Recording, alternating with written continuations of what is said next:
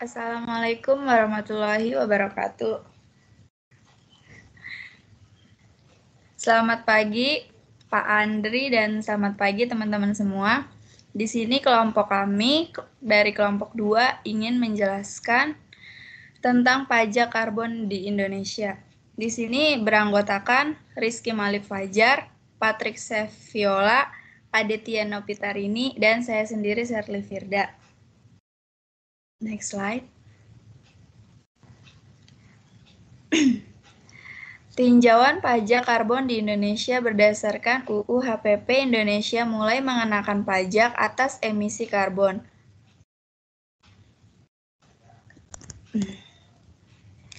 Jadi, rencana pemerintah untuk menetapkan tarif atas emisi karbon melalui pengenaan pajak karbon itu merupakan angin segar dalam upaya menekan laju krisis iklim dunia.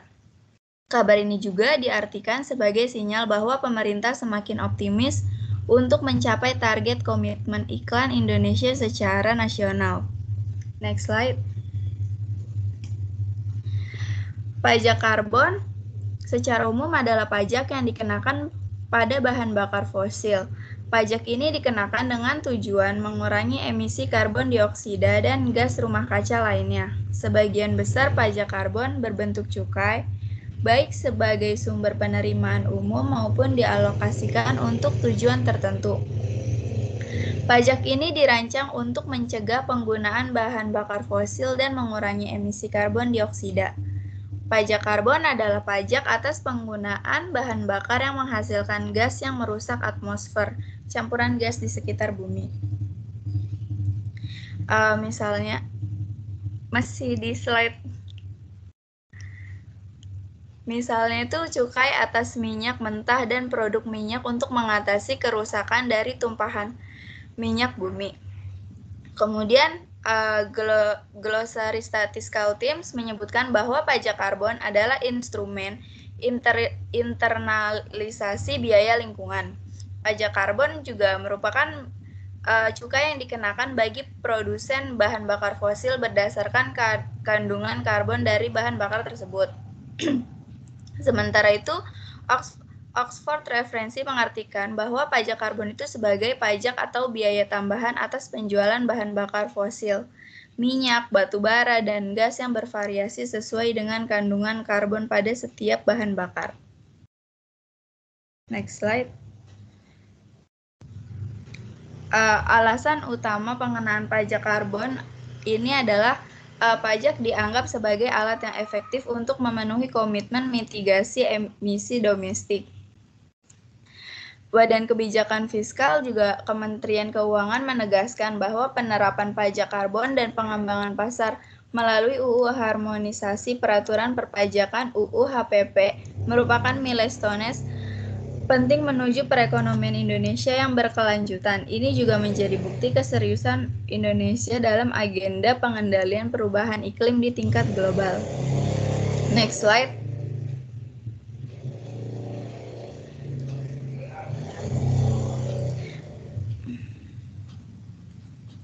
Pajak karbon ini menjadi kesempatan berharga bagi Indonesia untuk mendapatkan manfaat penggerak pertama atau first mover advance di dunia, terutama negara berkembang dalam mengenalkan pajak karbon. Kemudian ini juga bukti konsistensi komitmen pemerintah Indonesia dalam mewujudkan ekonomi yang kuat. Nah, pajak karbon ini juga membuat Indonesia menjadi acuan atau tujuan investasi rendah karbon di berbagai sektor pembangunan, baik di sektor energi, transportasi, maupun industri manufaktur. Pajak karbon ini tuh sangat berkaitan erat dengan penanganan dampak perubahan iklim yang telah menjadi tantangan global sehingga perlu ditangani. Indonesia juga tergolong rawan terhadap ancaman perubahan iklim sehingga meratifikasi Paris Agreement yang di dalamnya terdapat komitmen National Determined Contribution pada 2016. Berdasarkan dokumen NDC, itu Indonesia berkomitmen menurunkan emisi gas rumah kaca yang berbahaya bagi lingkungan dengan penurunan sebesar 29%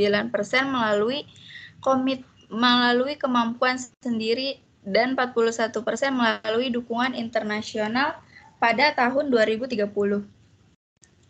Kemudian berdasarkan dokumen NDC juga, Indonesia ini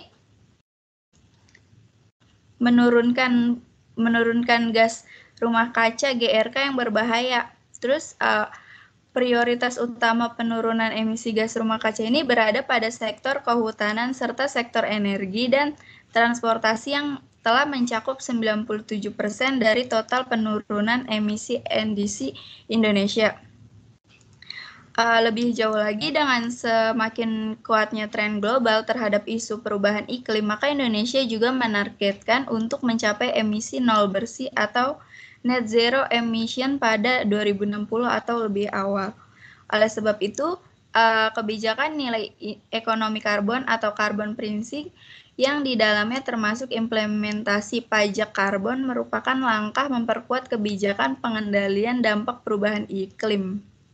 Implementasi pajak karbon ini juga menjadikan Indonesia sejajar dengan negara-negara maju yang telah melaksanakan kebijakan pajak karbon ini seperti Inggris, Jepang, Singapura. Next slide.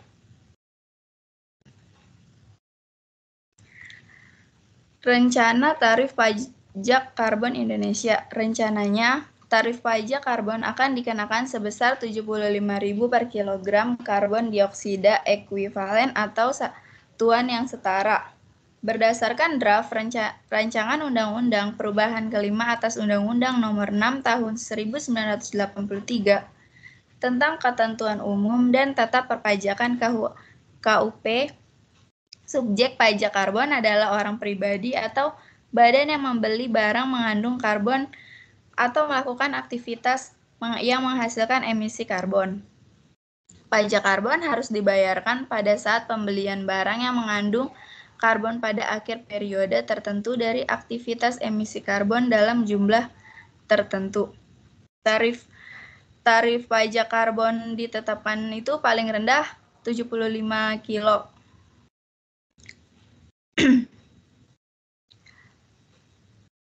Terus ketentuan mengenai penetapan dan perubahan tarif pajak karbon itu, penambahan objeknya yang dikenai pajak itu selain yang sudah tertera diatur pemerintah, penerimaan dari pajak karbon dapat dialokasikan untuk pengendalian perubahan iklim. Next slide. Indonesia cocok dengan pajak karbon. Di sini pengamat pajak Dhani Darussalam Tax Center DDTC Darussalam menilai penerapan pajak karbon pada dasarnya cocok diterapkan di Indonesia. Alasannya, pertama, menurut Dana Moneter Indonesia IMF dan OECD, di tengah tekanan penerimaan pajak akibat pandemi, pajak karbon bisa jadi salah satu opsi kebijakan yang bisa diterapkan sebagai salah satu sumber penerimaan. Jadi, sifatnya itu jika didesain secara ideal juga tidak terlalu mendistori proses pemulihan ekonomi. Kemudian kedua, pajak karbon berorientasi bagi mitigasi perubahan iklim dan menjadi instrumen untuk melindungi lingkungan. Ini sifatnya yang mengurangi eksternalitas negatif selaras dengan prinsip pembangunan berkelanjutan.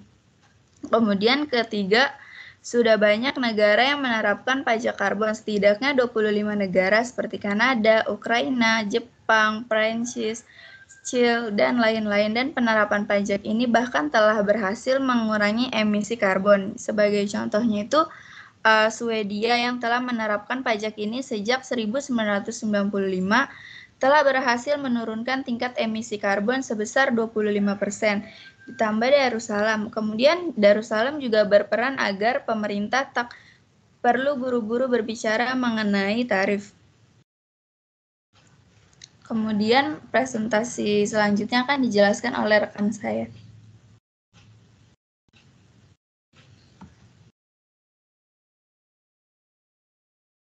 Baik, terima kasih Shirley atas presentasinya. Selanjutnya itu kita akan membahas siapa sih yang dikenakan pajak karbon. Jadi menurut UU Harmonisasi Peraturan Pajak atau HPP pasal 13 ayat 5, Subjek pajak karbon yaitu orang pribadi atau badan yang membeli barang yang mengandung karbon dan atau melakukan aktivitas yang menghasilkan emisi karbon.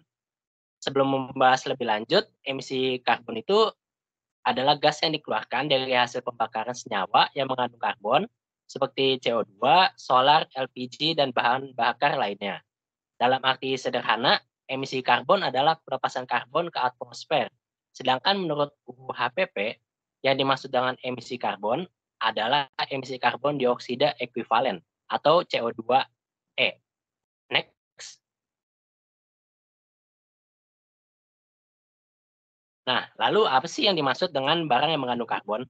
Nah, dalam UU HPP ini, barang yang mengandung karbon itu maksudnya adalah barang yang termasuk, tapi tidak terbatas pada bahan bakar fosil yang menyebabkan emisi karbon. Nah, bahan bakar ini mengandung hidrokarbon atau biasa disebut dengan bahan bakar fosil. Di antaranya itu contohnya seperti batu bara, petroleum, dan juga gas alam. Next.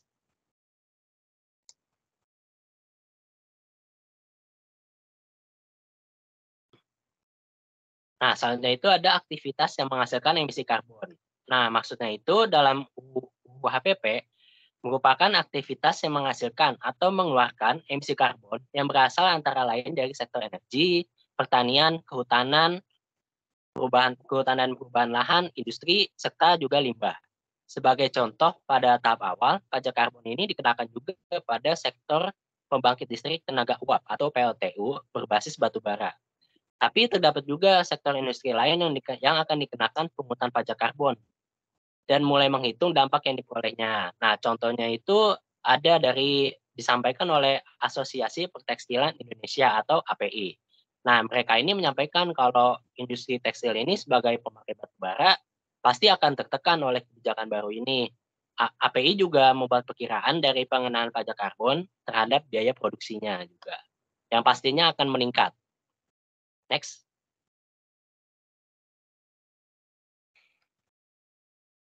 Nah, kita selanjutnya membahas detail dari pasal 13 ayat 5 dari UU HPP.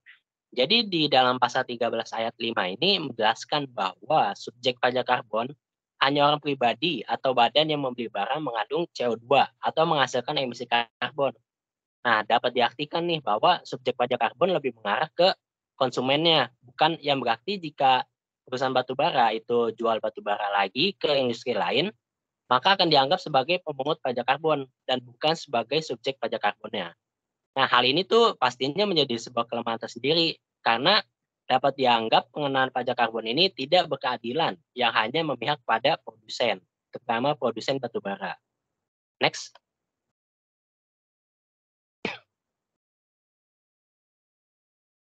Nah, menurut pasal 13 ayat 13 dari UU HPP, wajib pajak ini yang berpartisipasi dalam perdagangan emisi karbon, pengimbangan emisi karbon, dan atau mekanisme lain sesuai peraturan perundang-undangan di bidang lingkungan hidup dapat diberikan pengurangan pajak karbon. Nah, dan atau juga perlakuan lainnya atas pemenuhan kewajiban pajak karbon. Lalu yang dimaksud perdagangan emisi karbon adalah mekanisme transaksi antara pelaku usaha dan atau kegiatan yang memiliki emisi melebihi batas emisi yang ditentukan. Nah, dan yang dimaksud dengan pengimbangan emisi karbon atau offset emisi karbon, itu maksudnya pengurangan emisi karbon yang dilakukan usaha dan atau kegiatan untuk mengompensasi emisi yang dibuang ke tempat lain. Nah, selanjutnya akan dibahas oleh rekan saya. Dipersilakan. Oke, jadi kita masuk ke landasan hukum dari pajak karbon. Tadi ada UU nomor 7 2021 tentang harmonisasi peraturan perpajakan. Ada di pasal 13. Jadi pengenaan pajak karbon ini dikenakan atas emisi karbon yang berdampak negatif terhadap lingkungan. Nantinya pengenaannya ini memperhatikan dari peta jalan pasar karbon. Nanti ada di slide-slide selanjutnya.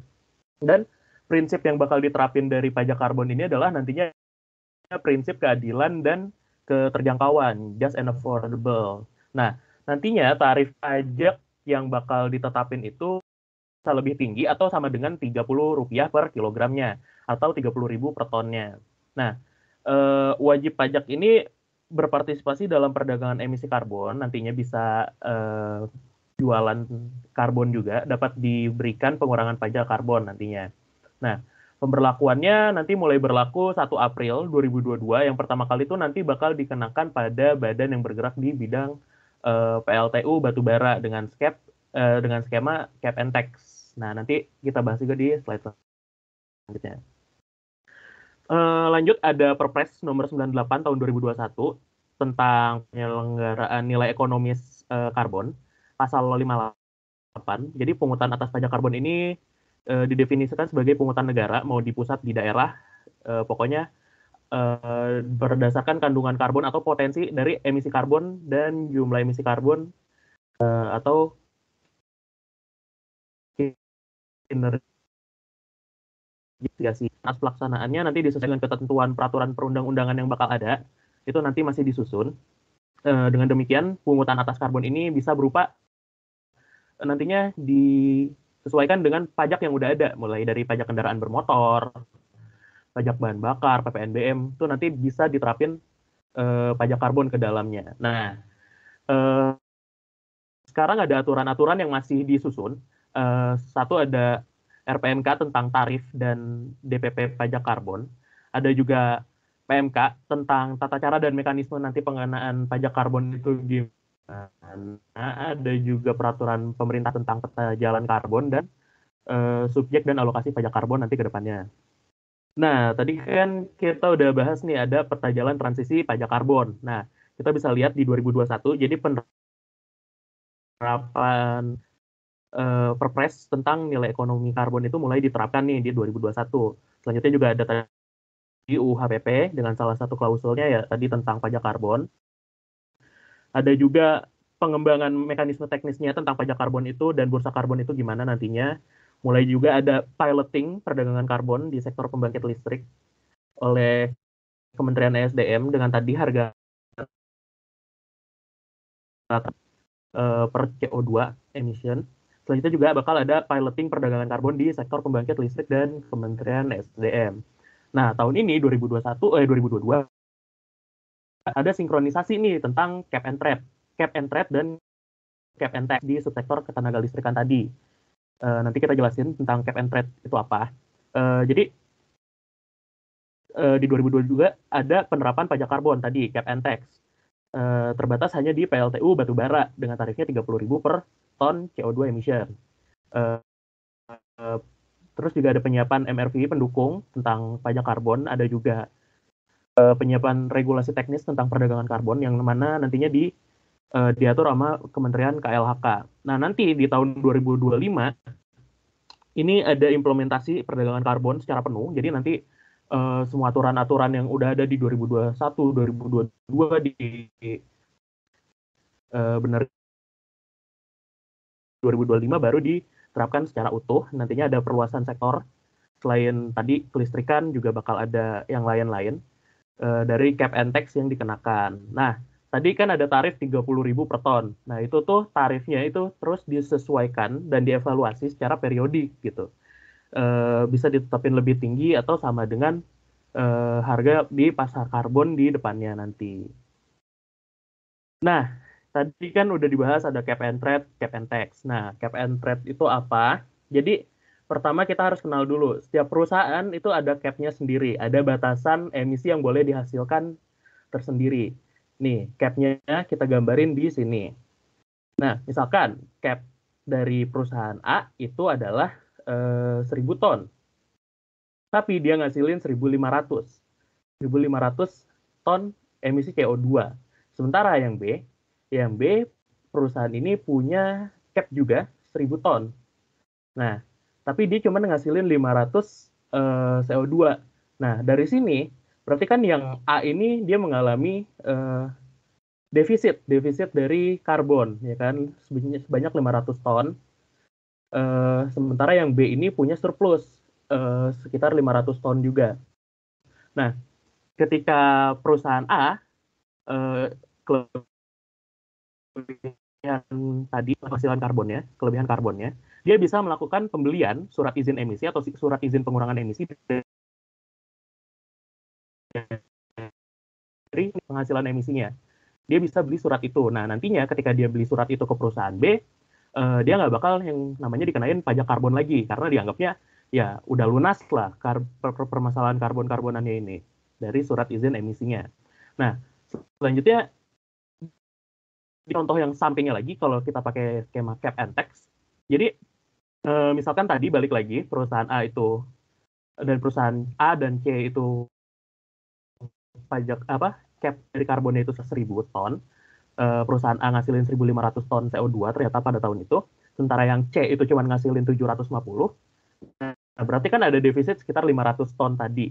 Nah, dari perusahaan C, perusahaan A ini cuma bisa beli 250 ton surat izin emisinya.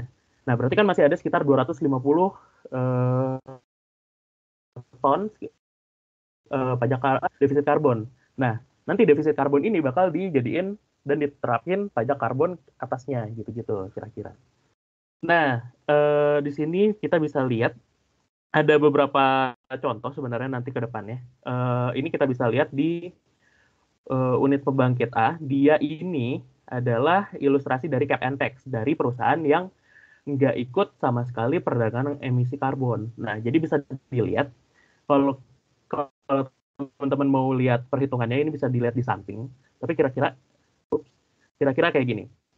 Ketika perusahaan ini dia benar-benar nggak ikut sama sekali perdagangan emisi karbon, trading karbon, dia bakal semuanya defisit karbonnya ini diterapin pajak karbon. Kira-kira gitu. Jadi nanti ditetapin nih batas emisinya berapa, terus ini kan batas emisinya 0,98 per megawatt hour. Nah, kita lihat juga produksi listriknya berapa, nanti total emisi yang wajarnya itu harusnya berapa. Nanti kalau ada kelebihan berarti ya itu defisitnya tadi, ya kan. Nah, kalau dia nggak ikutan trade sama sekali, ya dia harus bayar semuanya defisit karbon ini sebagai bentuk pajak. Beda lagi dengan perusahaan kedua gitu. Perusahaan yang kedua dia ikut skema cap and trade, sebenarnya ini salah ya judulnya ya. Saya salah naruh nih. Jadi dia ketika tadi ada defisit karbon, dia beli surat izin emisi ke perusahaan lainnya. Jadi dengan itu pajak karbon terutangnya sudah dianggap lunas melalui surat izin emisi dan surat pengurangan emisi yang dia beli. Kira-kira gitu. Hitung-hitungannya mirip-mirip kayak tadi, cuma berbedanya adalah pajak terutangnya dikurangi sama surat izin emisi. Nah, ini contoh dari unit pembangkit C. Dia pajak karbonnya setengah-setengah nih. Ada yang dibayar sebagai bentuk pajak karbon, defisit emisinya. Ada juga yang digantikan dengan surat izin emisi, ya kan?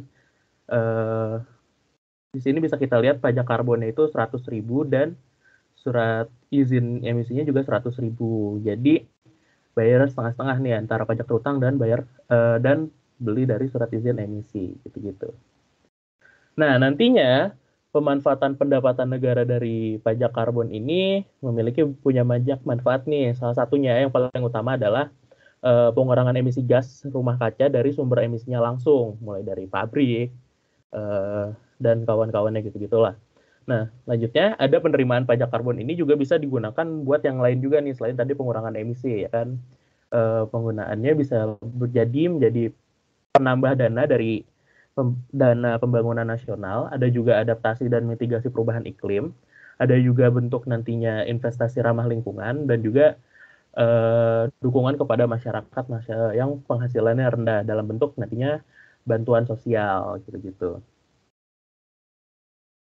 Oke, aturan pelaksanaan pajak karbonnya nanti dalam RPMK pajak karbon nantinya ada ruang lingkupnya. Ruang lingkupnya dari tahun 2022 sampai 2024 itu masih terbatas di PLTU Batubara. Selanjutnya subjek pajaknya ini masih bergerak di PLTU Batubara sebelum nantinya di 2025 ke yang lain-lain.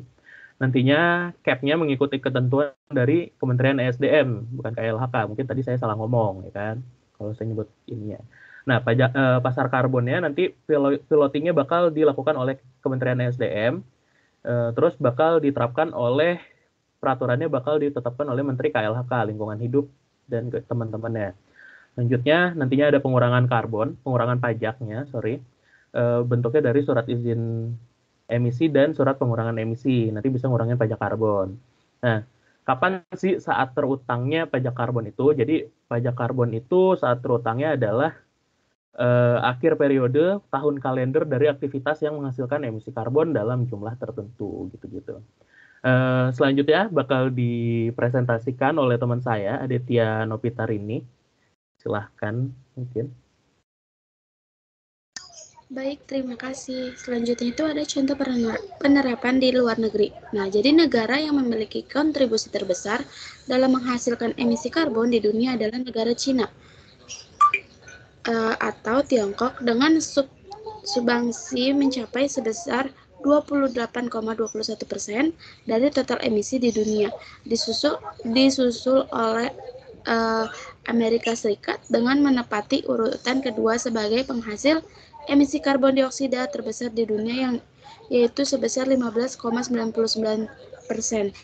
Urutan ketiga ada negara India dengan jumlah emisi karbon dioksida yang dihasilkan sebesar 6,24%, dan berikutnya itu ada 10 negara yang menghasilkan emisi karbon terbesar di dunia. Next slide. Nah, hal tertentu itu dapat berpengaruh pada kualitas udara di Indonesia yang semakin lama itu semakin memburuk. Bahkan perubahan keadaan alam yang terjadi di Indonesia dapat terjadi setiap jam.